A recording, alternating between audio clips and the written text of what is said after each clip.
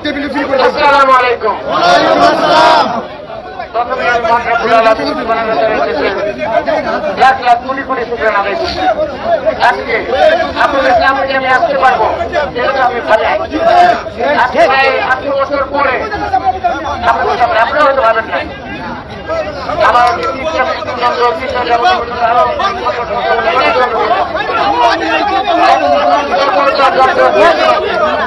আমি একটা কথা বলবো,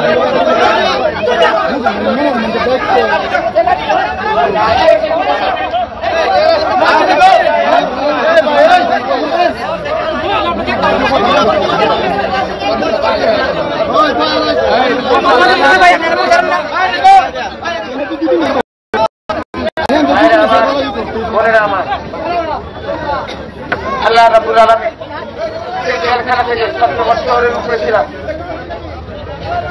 সেই আপনাকে বলেন স্টুডেন্টদের যে আলাদা কোর্ট আছে সেখানে ছিলাম 11 বছর।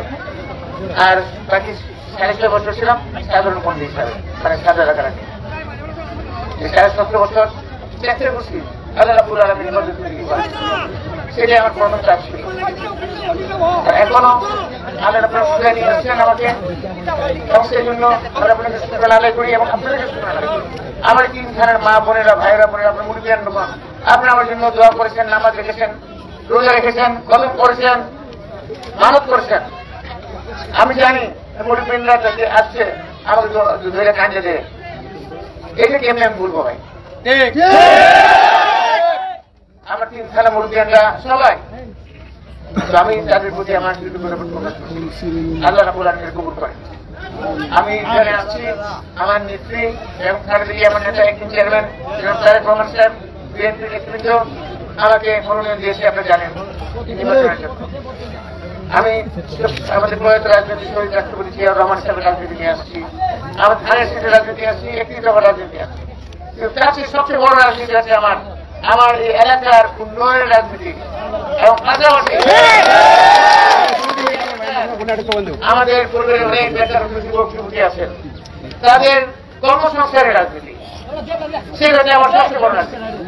সেটাই আমি করার চেষ্টা করবো, কারণ সেটাই আমাদের করার আসল কাজ। স্বাবলম্বী না হলে ভাই কোনো লাভ নাই। আপনি যতই বাবুল ভাই জিন্দাবাদ বলেন, জিন্দাবাদ দিয়ে পেটে ভাত ঢুকবে না।